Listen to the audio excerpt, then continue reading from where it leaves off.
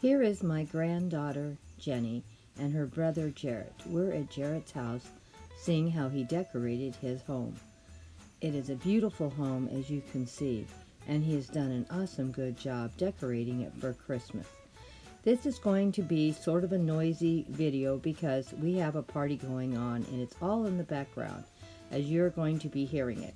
Lots of interruptions, and we're going to be stopping and starting with lots of background noise.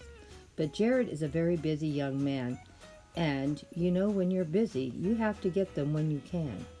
So I hope you guys enjoy this Thanksgiving party. Well, it's Thanksgiving Day, and we're over at Jared's house. Hi, Jared. Hello. And Jared is going to share with you his beautiful home, how he decorated it, and look at this beautiful tree. Now, Jared said he's had this tree. This is his fourth Thanksgiving or Christmas with it, right? Yes, exactly. I bought this tree in 2018. It's a balsam hill, and you can actually raise and lower the tree. So originally I had the tree in that peak of the... Let me get over here and show everybody where it usually is. Of the room. I usually would showcase the tree right here, just because the ceiling is arched as a cathedral. So the tree could be fully 12 feet there.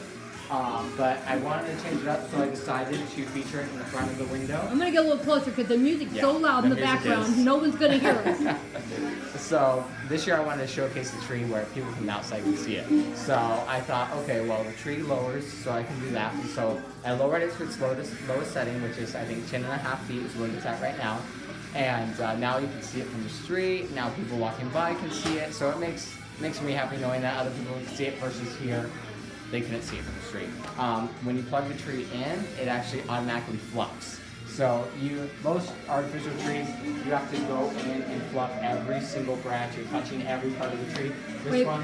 Wait one second. We had to have one of our sweet great-grandchildren. A little bit chaos on Thanksgiving. But getting back to the tree automatically fluffs itself. So when you plug it in, it thrills, it kind of goes into position. So that makes it nice because it saves time. But the tree usually typically takes me about a week to complete from start to finish, just because I like to take my time with it. I like to get the ribbons and everything situated, find a new theme. My biggest thing is what theme am I going to do this year? Because every theme is going to be different every single year. I've never redone a theme. Now, do you have to buy new bulbs and stuff? Yes, it does get pricey because I do that, but I check Hobby Lobby because it's 50% off. So a lot of these bulbs are from Hobby Lobby, Michael's, and Lowe's. Lowe's typically. Now, when they have their after Christmas sales, do you go buy stuff for next Christmas? That's the thing. That would be the smartest option because I would save more money on it. But I can't guarantee that in a year from now I would want to do that theme. You know, okay. I might see something different throughout the year that I would be like, oh, that's what I'm gonna do. So. Typically, I'll buy things that I see that are nice that I might, that I can incorporate into any theme, such as like picks or, little trinkets, decorations that are kind of more neutral tones. But when it comes to a theme like doing green bulbs or white bulbs and tan, what's good now is now that I got this, so say next year I want to do red and green. I have all the green bulbs, I just need to go buy red. So you do save them from year to year. You don't just I give have them. all my ornaments in boxes up in the attic. I do have them all labeled. Each year I have navy blue. I hope you have a big attic for all that you have. It's very big. I could walk in it. It's about a foot taller than my head, and it's all filled with just Christmas boxes and ornaments from every year that I've done a different theme. How do you get up to the attic? So I would like to put one of those, people have like the pull down attics with the ladders. That's what I would like to put in. But right now it's just you lift up like a typical attic. But once you're up there, it totally could be another room. It's that pretty big. It's up. Yeah, okay, when you get the ladder that goes up like a regular ladder, that I'm not going to fall and kill myself, I would love to see it. Yes, I will. I'll have to show you. Yeah, because it's right now. I would like to do a different spot because it's in the position where it's more to for the furnace, to fix on it. So if I had an opening that was more to the bigger part of the attic, that would be nicer because I could get more stuff up there. But yeah, so every year I do something different. I try to at least, and I incorporate things like the rug in here is blue, the pillows are blue, so I See, I want to show you how he loves to color coordinate everything. This is a beautiful, beautiful rug. I love it. And then, as you can see, how beautiful the couch is. Everything matches so well. You've done a wonderful job, Jared. Even the side chair here. Look at how beautiful all this is. Yeah, and the slips for the covers. These are just pillows I typically keep on the sofas and chairs throughout the year. But instead of going out and buying a pillow that matches, I just buy covers. So you can go to IKEA. These are from IKEA, and they were like $6. That's pretty good. Yeah, so it's cheaper than going out and buying and having to store all those pillows is a lot. Yeah, I'm one of those bad people that usually goes out and buys the whole pillow. That's how I used to be, but the best thing is to invest in feather down, because you could take the covers off and just switch out the covers, and that's a good pillow, and that pillow will last you forever, essentially. But Now, where'd you get your feather down pillows from? feather down, so these came from Costco, I believe, and sometimes Home Goods. You can check Home Goods, and they'll have the feather down there, and you can pick them up for like $20 a pillow, and you can just take the covers off and switch And out really, the covers. that's like an investment piece. It is, because you can get so many years out of that pillow, and they look the best because you can karate chop them. You know. And they look beautiful. And they have that when you lay on them, they're soft. You know, stuff like the stuffed pillows, you push down and then they bounce right back up. Feathers, you push down and they're gonna stay down. So I think feather down pillows are a good investment. Well, I will be looking now for the future because Yes. I like feather down. I Yes. mean, I have feather pillows. Yeah.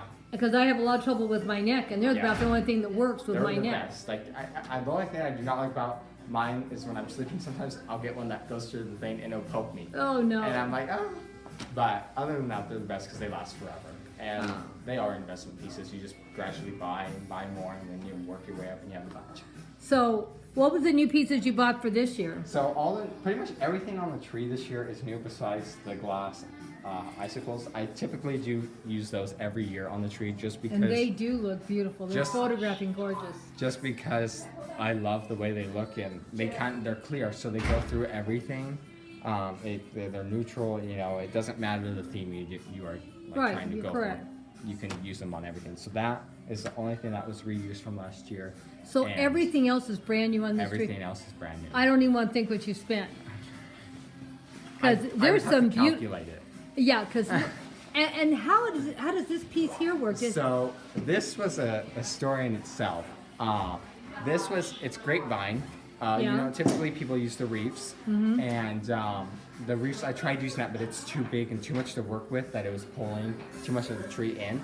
So I went to Joann's, and they actually sell, it's called grapevine garland, and it's in a spool. And it's about this big, and you can wrap it around your tree. I like to do it because it creates more of that natural woodsy Yeah, it's tone. beautiful. I noticed it, how beautiful it looks. Yeah, I do that because the artificial trees, they really don't have much brown in them. Yeah. So that gives it that more twig, natural foresty look, if you say. But yeah, so everything else on the tree is pretty much new. Everything, is new. And I Besides- love these pine cones Yes. too. They are just gorgeous. I bought this at Hobby Lobby. This was a new item for this year. And they were half off, so I think originally you get 3 of them for $14.99, but it was 50% off, so it was like $7.99. You know, that really isn't that bad. No. That's like about $2 and a quarter a piece. Yeah, exactly. So it's not terrible. Because those you could even use them on a I could centerpiece use- on a table and Yeah, everything. you could use them. I did them on the staircase garlands, and And I love the way these look too. Now, were these very expensive, the grapes here? no, I believe I bought those at Hobby Lobby. Actually, I bought those 3 years ago, and I never used them. Oh, okay. So I do buy stuff that I think is nice or cute at the time, and then eventually I will use that piece down the road. But yeah, so I would say there's maybe a couple things that are repurposed, which it's better to repurpose because then you're not spending so much in the long run. But I like to do different themes because every year is something different. It's a new year to be different. So. Well, I loved how it turned out. It looks just beautiful.